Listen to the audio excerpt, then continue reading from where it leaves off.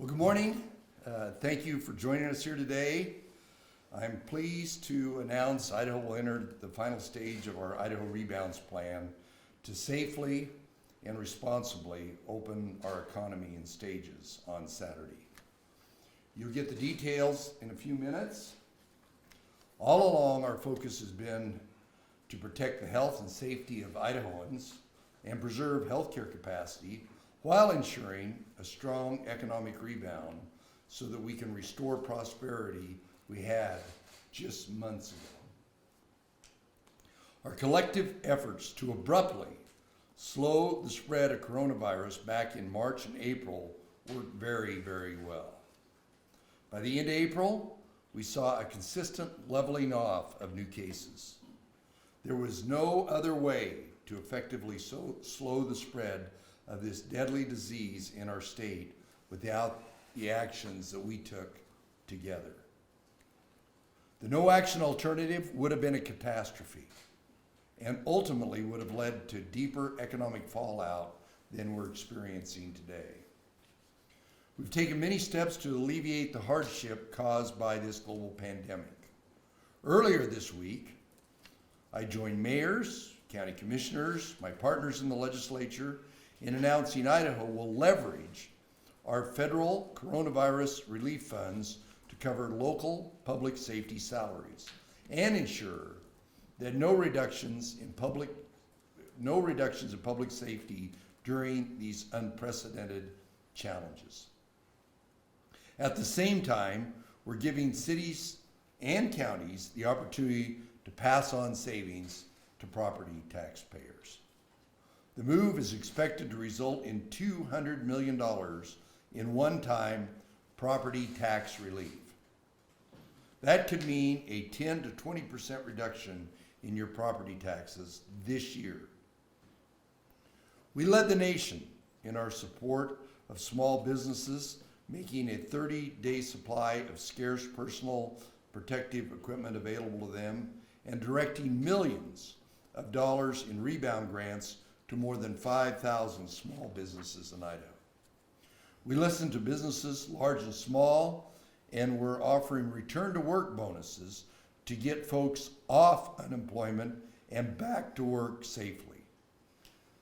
The jobs are coming back, but businesses tell me that they're having a hard time recruiting employees. The return to work bonuses are based on a basic conservative principle. We much prefer people working and contributing to our economic velocity to people collecting unemployment. Work strengthens not just the individual and their family, but all of society. However, most Americans out of work due to the coronavirus earn more with enhanced unemployment benefit than their normal wages. A program is expected to expire in 7 weeks. The return to work incentive will get folks back to work now, which helps get our economy going, something that benefits all of us and saves taxpayer dollars in the long run. President Trump, White House officials, and congressional Republicans are looking at similar programs on the federal level. The reason we can direct our federal relief dollars back to taxpayers is because all along we have governed conservatively. We put money into savings, we maintain a balanced budget, we don't incur long-term debt for government operations, and we keep agency budgets accountable and lean. On Saturday, 100% of businesses will be able to open their doors as we enter stage 4 of our Idaho Rebounds Plan. That means visits to senior living centers and other congregate facilities can resume under strict protocols to protect residents and workers. Nightclubs can operate with diminished standing room occupancy. Large venues, such as sporting events, can operate under limited physical distancing protocols. Employers can resume unrestricted staffing, but continue to practice physical distancing and sanitation. Special accommodations for vulnerable individuals should be made. Travel can continue to locations that allow it and do not have significant ongoing virus transmission. Gatherings of more than 50 can occur, where 6-foot social distancing and precautionary measures are followed.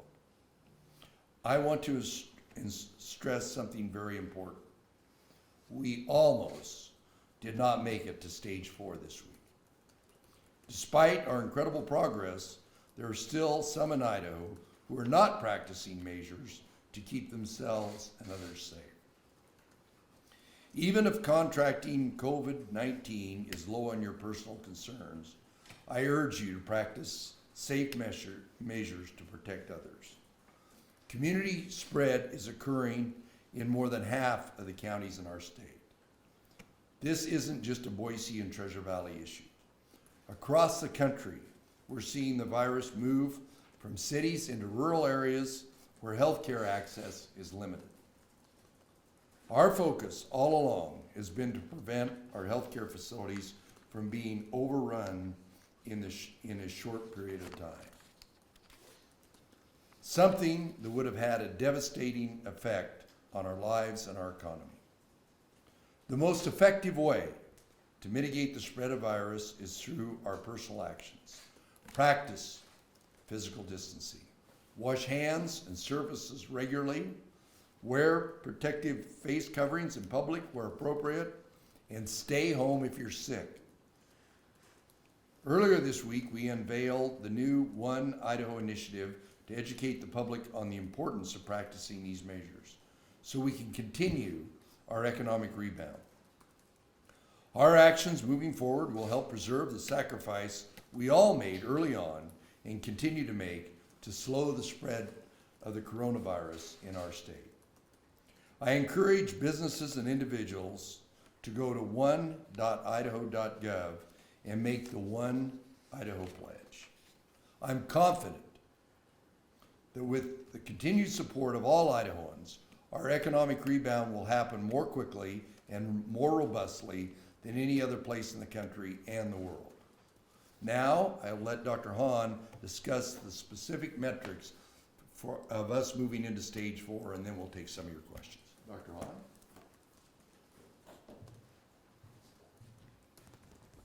Thank you, Governor.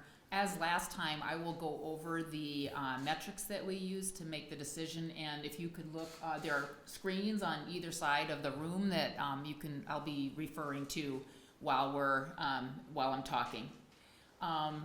As I explained last time, we have tried very hard to build metrics. We started off with what the White House Reopening America plan recommended, and then we customized it for Idaho based on the data that we get and our ability to analyze it in a timely manner. So you'll see that's the basis of it. The starting point is to look at just how widespread is the virus, what are we seeing? And you'll see at the top there the number of cases by the date that it was reported to us. You can see there that we talk about a downward trend. It's barely downward. I think eyeball, it's very hard to see that.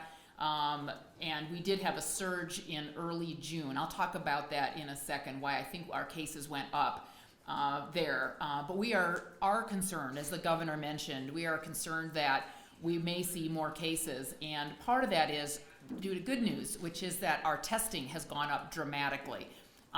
You may have noticed on the website, for those of you that follow it, that our number of tests jumped from 4,000 to 5,000 per week up to 10,000 in the last week of May. We think that's one reason why our case counts went up. We are simply testing more people.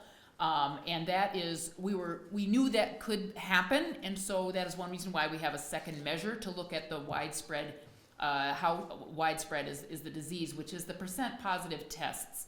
So you can see there that the percent of tests that are being done out there, the percent positivity has actually been falling, which is a good sign.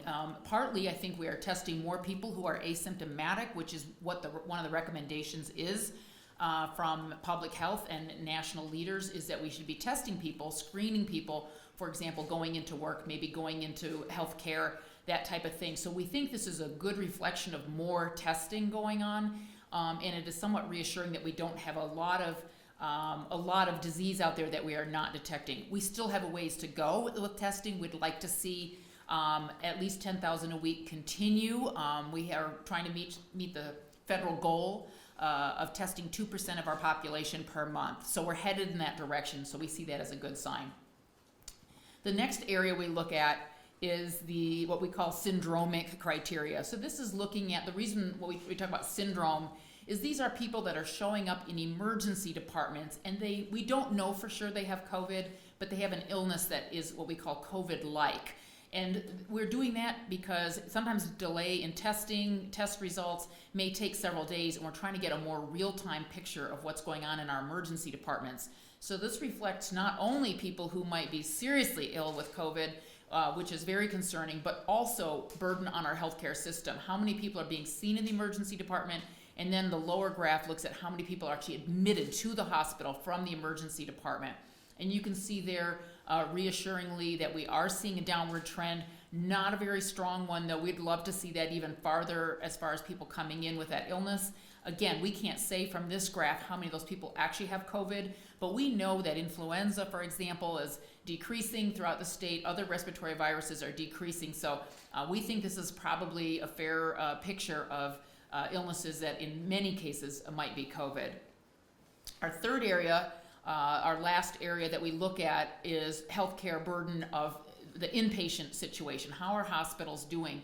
And we continue to see good availability of ventilators and intensive care unit beds, as you can see in the chart there. You'll notice a slight drift downward in availability of ventilators and intensive care unit beds. And talking with the hospitals, that is not due to more people being admitted or being in the hospital with COVID. They actually have very few patients right now in the hospital with COVID. But these are people that are now that they've started to do elective surgeries, that some of these people require short intensive care unit care after their procedures.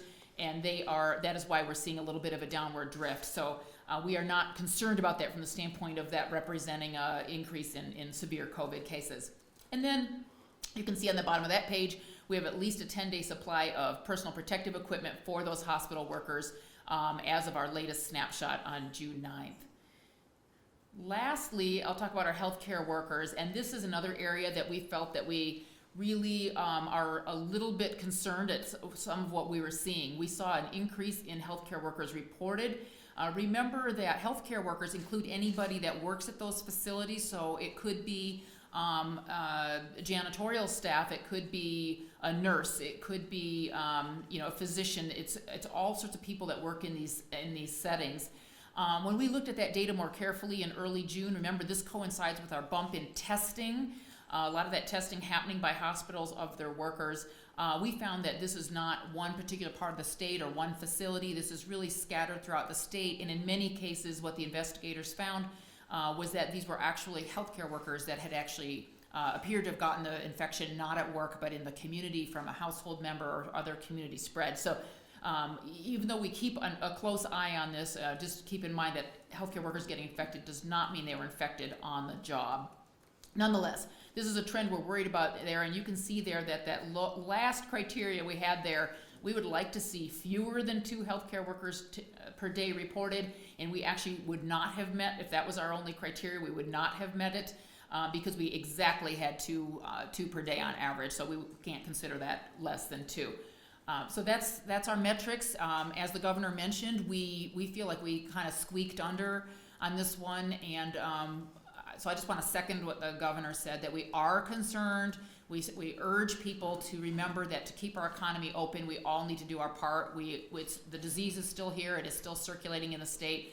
And it's nice to see everybody out there with a mask on. We really appreciate it. And we urge people to continue to physically distance from each other and to wear face coverings. Thank you. Thank you, Doctor. Okay. Governor, why not wait, until it's a little safer instead of just squeaking in? Well, our goal all along was to meet these. I mean, all our guidance, everything that was out there, and the last slide was the one that we're right on the edge on. But the real critical issue, our real critical issue is that red line, and in all reality, in other states, ICU capacity and hospital beds is really on the edge.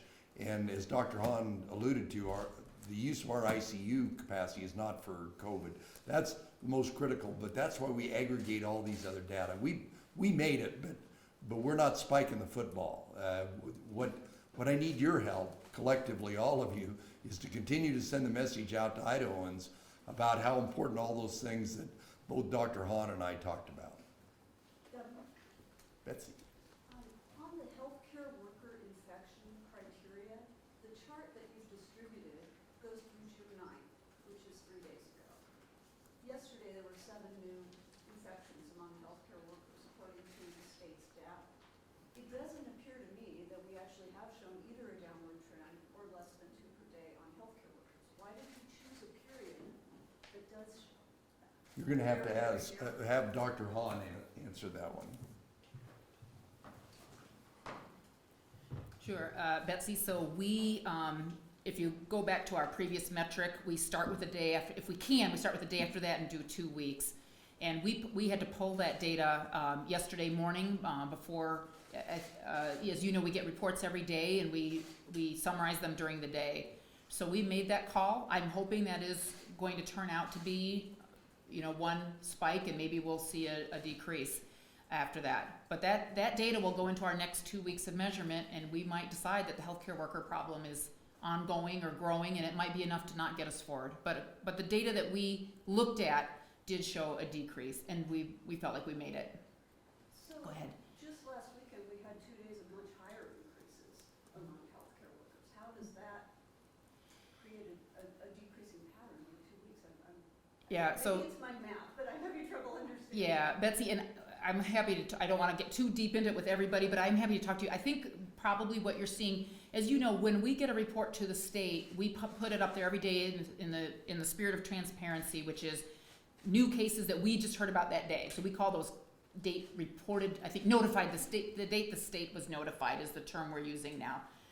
But the date that it was reported, which is used for all of our metrics, is sometimes the local health department heard about it a day or 2 earlier. So the date reported may not match the date we hear about it. Sometimes the districts take a day or 2 to investigate. So I can't exactly speak to what you're speaking to because I haven't looked at those 9, I think you said 9 yesterday.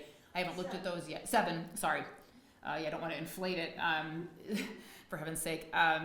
I haven't looked at those in particular yet, but this is where we try to be as transparent as possible. And as you well know and we've talked about, what that means is that we're showing you data that can sometimes change or look different.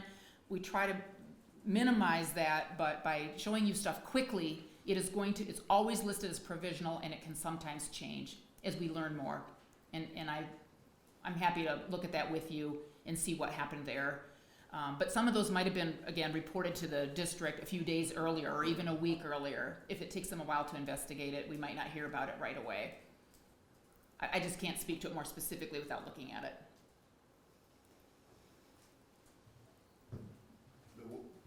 I would add, the one thing we did know, because we saw that, is that it's not in one area. The healthcare workers are scattered around the states. Governor, I have 3 questions from Scott Logan with CBS 2. His limit's 1, but go ahead.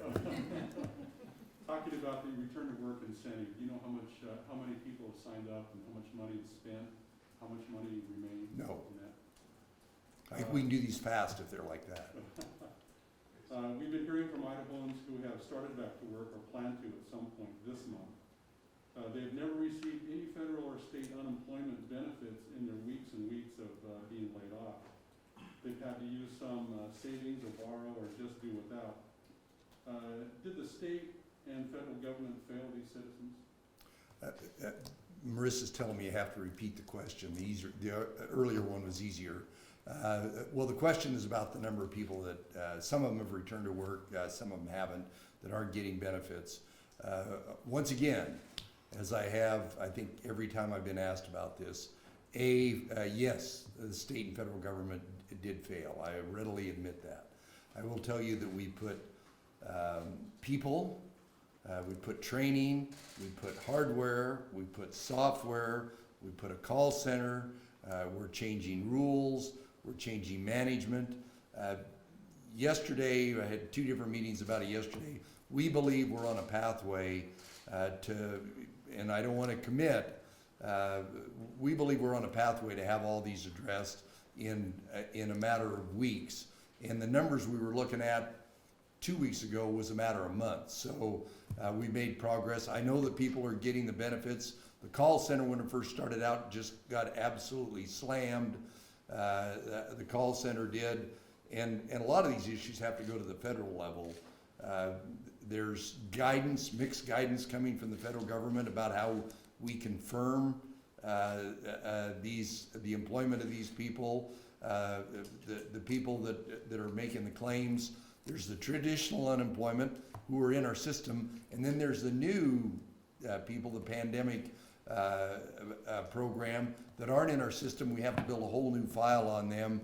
Originally, the Fed said, oh, just let them self-certify and send the money out. Then they came back and said, don't. That's part of the problem. But Scott's question about did the system fail? Yes, it was overloaded. But Congress wanted to get this money out as fast as they could. Labor asked that it not be. They knew that all the state labor departments were going to be overridden, but they had to put it somewhere. But I would say, yeah, the system failed. We have every intent of having it fixed, but my heart goes out to those people. Are there lessons learned? Oh, well, absolutely. Some of the states that had done a better level of automating, we're one of the only states where everybody files online. And so the filing was easy. But the problem is there's all these there's 80 different issues that we have to address in some of these unemployment claims. And if it was just a state program or even just a federal program, it'd be easier. But those 2 programs conflict in many issues. But I think we're gonna get there. Some of the states had it more automated to where when you filed, you got a query back that said, this isn't right, this isn't right. We didn't have that in Idaho, and it caused a lot of phone calls to go back and forth on an overworked system, which went from only 1,000 claims to 30,000 in a matter of 2 weeks. Scott's last question is about the adjudicators. How's it going with hiring more adjudicators? How many adjudicators are there? And do you know how many claims each one is assigned to? We actually the question is about adjudicators, and adjudicators is a technical name for the people that really do the technical issue, that know all these 80 different issues, that know how you confirm that they weren't fired, how you confirm that they aren't getting benefits in multiple states, how do you confirm that it isn't a scam like some of the other states have gone, where they've shipped millions and millions of dollars to scam artists that are based overseas.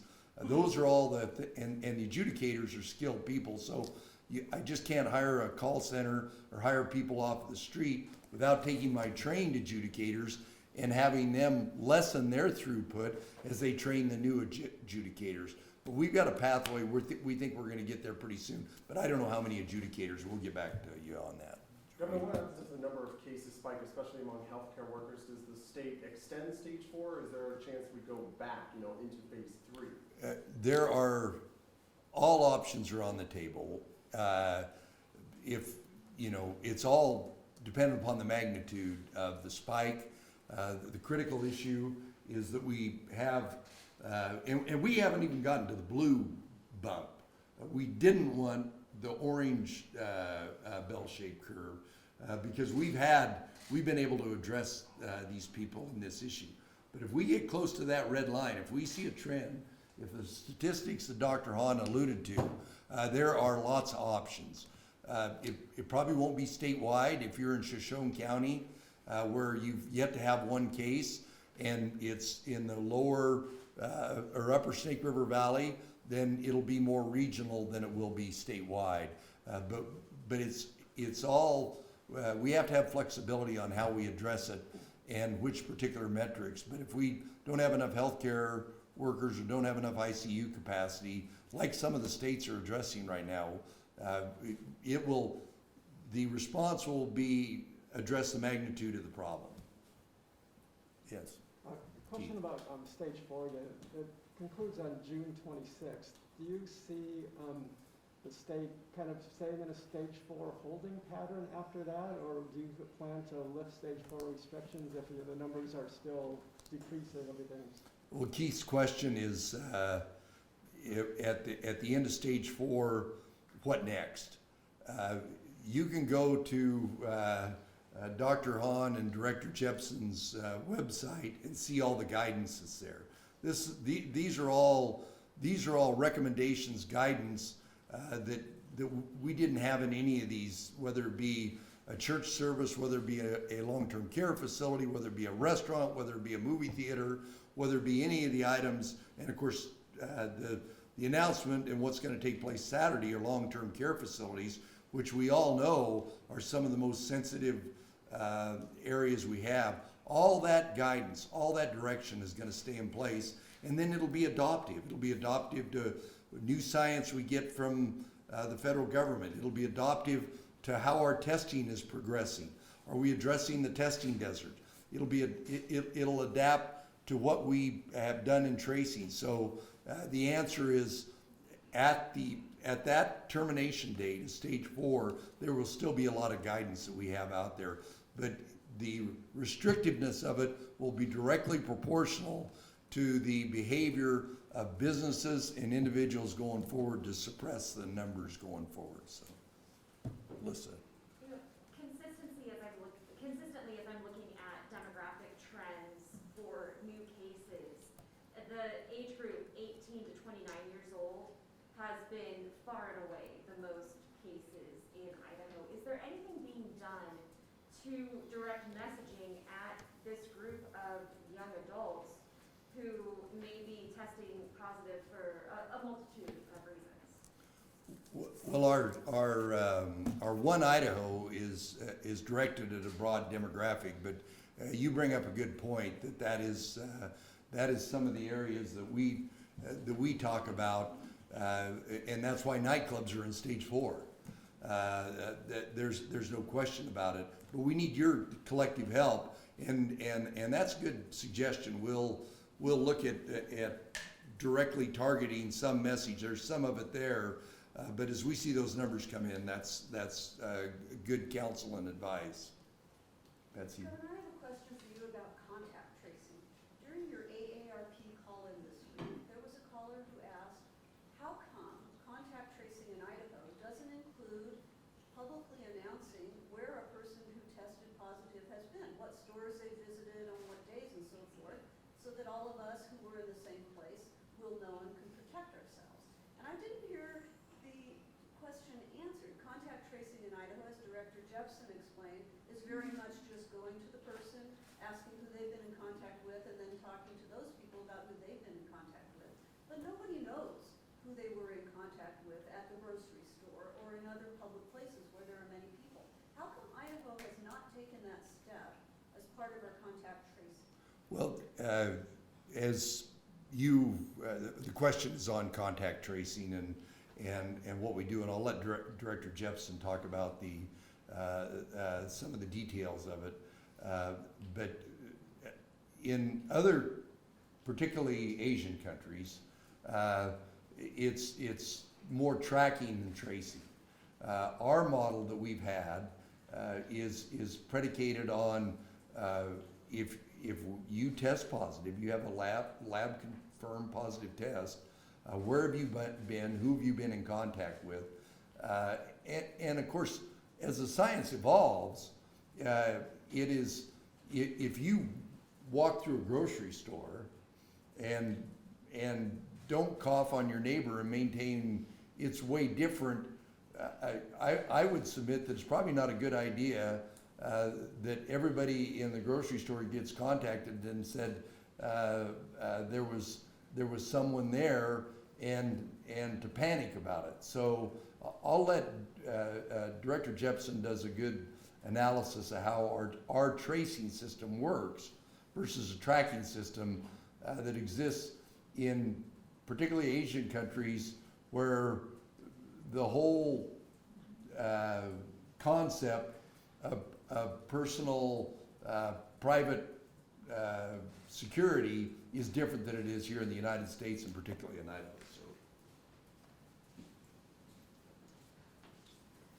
So. Thank you, Betsy, for the questions. Appreciate that. Just to answer the question directly, in the course of a contact tracing, if that's done at the public health districts, and if in the course of that they determine that it's important to disclose a location where a person was, either because they can't track individuals or there might have been a risk of exposure, that will happen.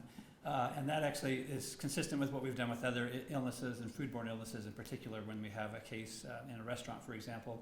And just in case, in fact, this week we had a case in the Bannock County area where a restaurant was mentioned where a worker had been infected, and they publicly announced that had been happened, and if people had been to that restaurant to contact the public health district. So I want to assure you that we're going to do what we can as a public health in Idaho to let people know if they've had an increased risk and what they can do about that.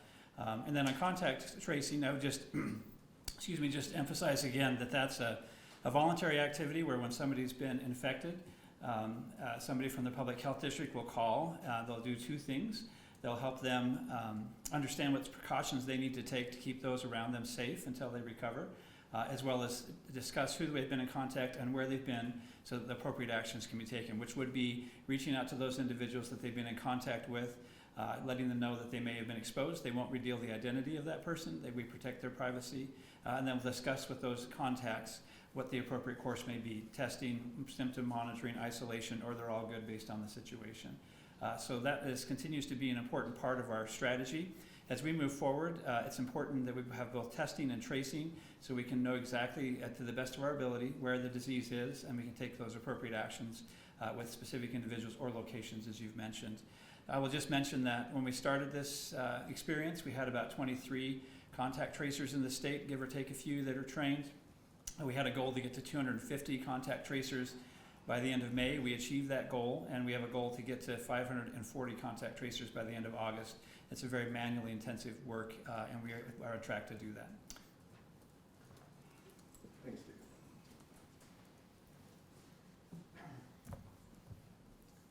This might be a question for either you or Director Jackson. I'm sure it is.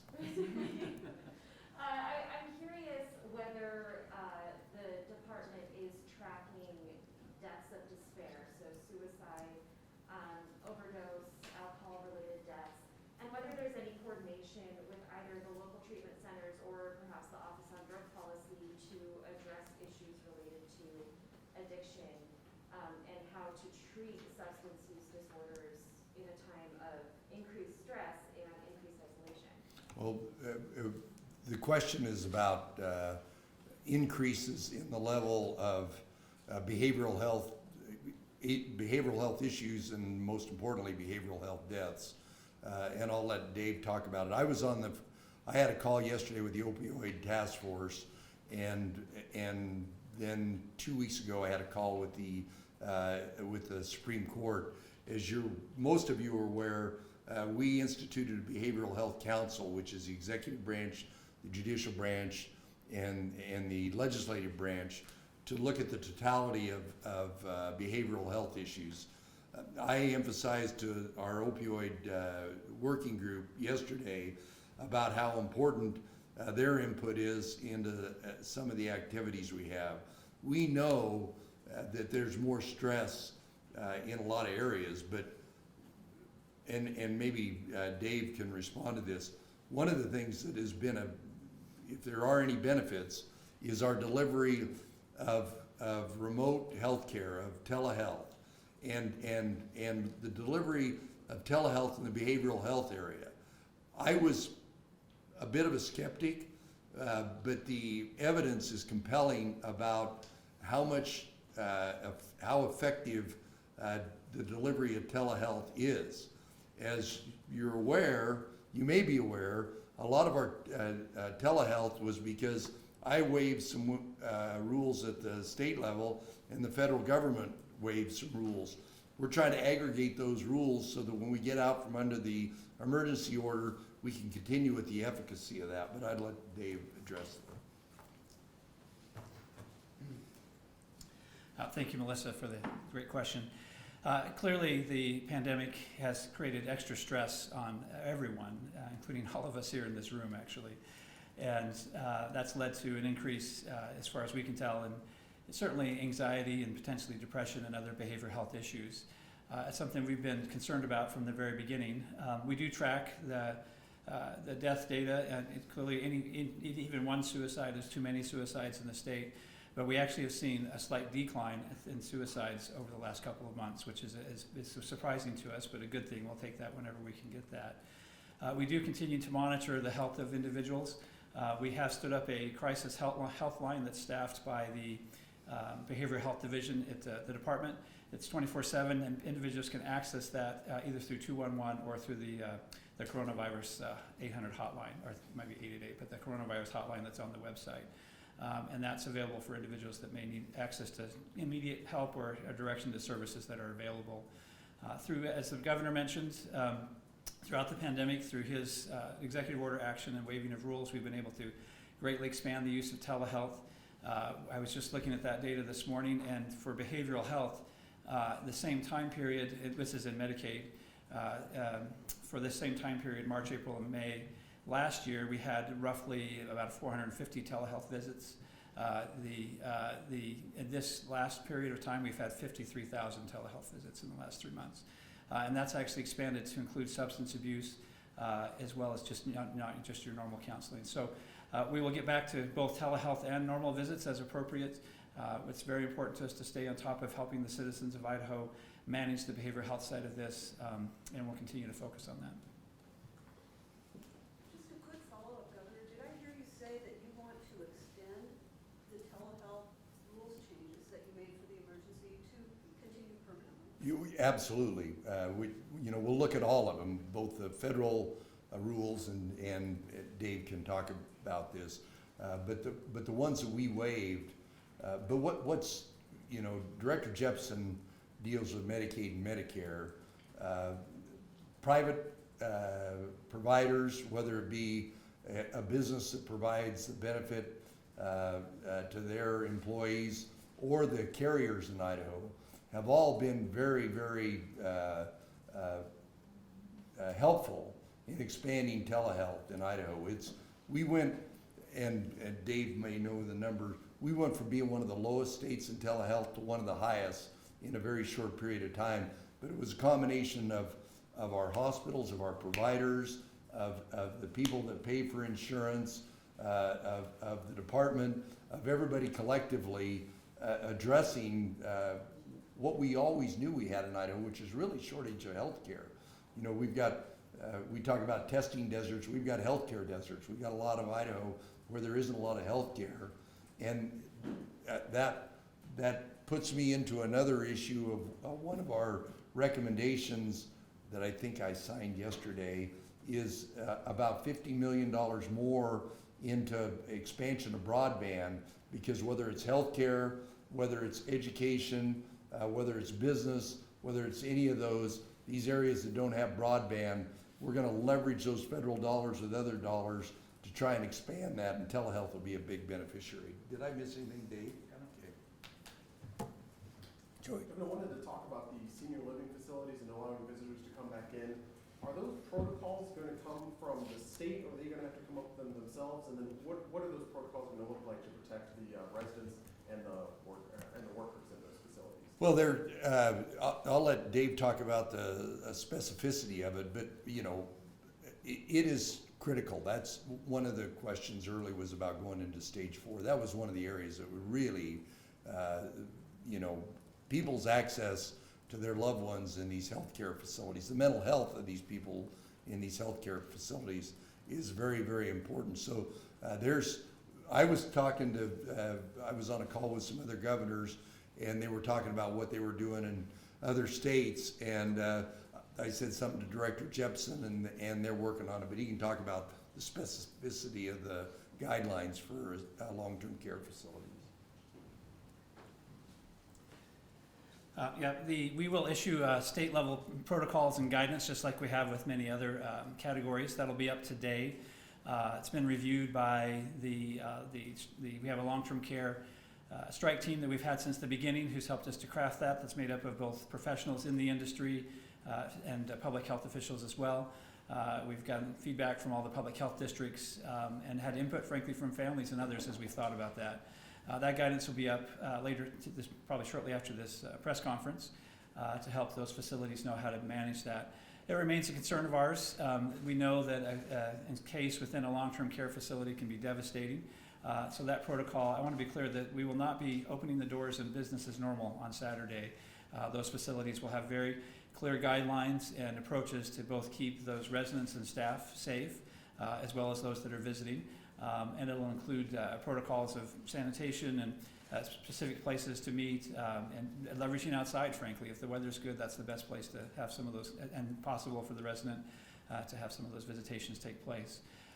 We are simultaneously nervous about that, as well as excited about that, because we know that for many of these families, it's been a long time since they've been able to have direct contact with their family members. So we would just ask those that have individuals in long-term care facilities to please respect those protocols. They're there to protect your family member and you, but we want to have a path for you to get back into some regular contact.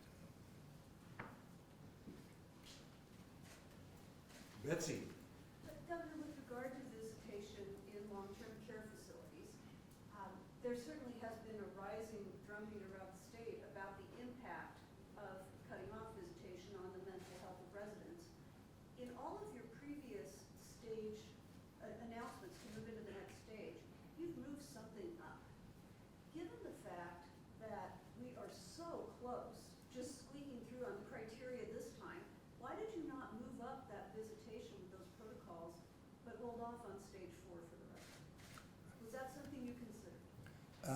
Well, we considered everything, but they are such a sensitive population. I mean, people in mass incarceration, whether it be jails or prisons, and people in long-term care facilities are where you see, the most disproportional impact from the coronavirus. So that was why it was moved into the latter stages, and it is in this last stage.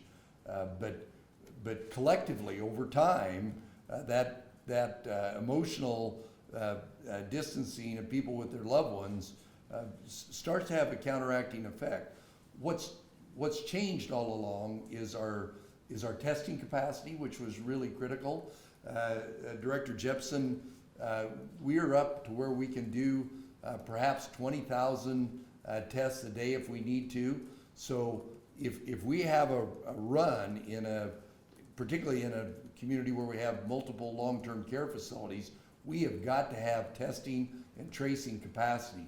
So the growth of those two tools that we need made it to where we could open the long-term care facilities up.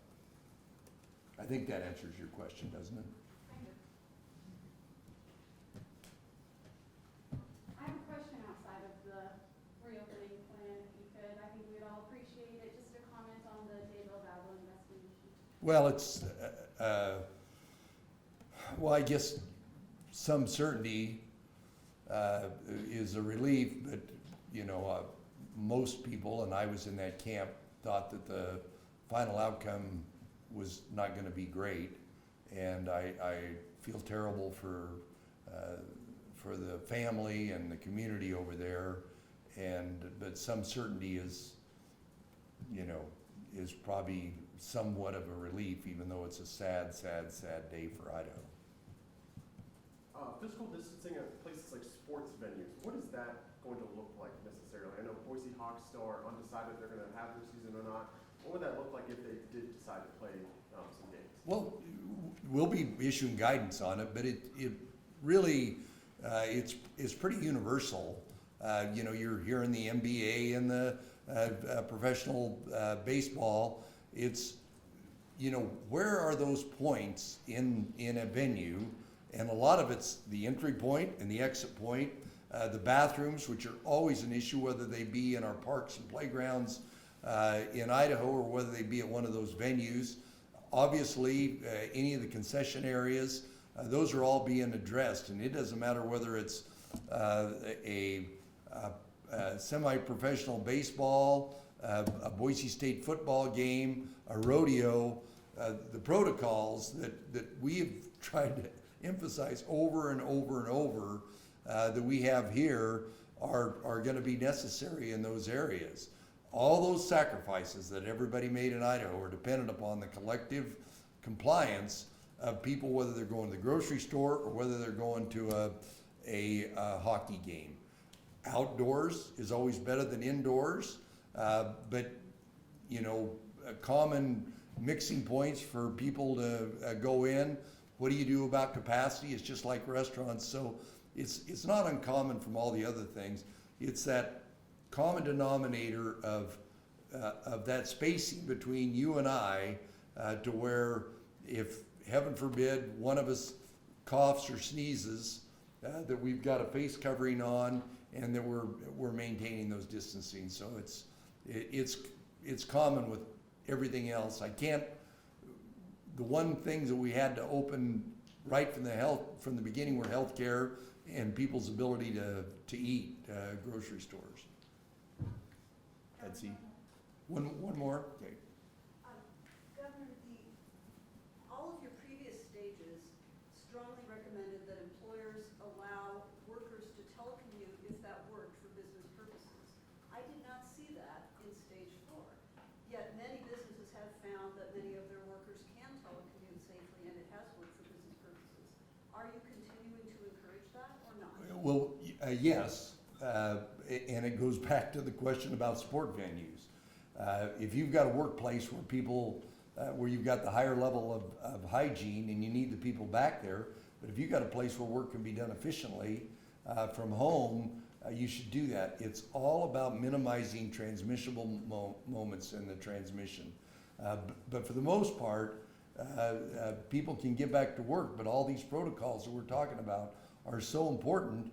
And if you're the employer, you've got a huge incentive to make sure that the behavior of your employees, not only for the sake of the employees, but the sake of your customers, is safe, and that all these other protocols are followed. And I just want to end by emphasizing that one more time, that at this point in time, it is really critical that everybody in Idaho be part of this team to modify their behavior. I am convinced that if we do that, just like after the 2009 recession, Idaho will lead the nation and the world in their economic rebound.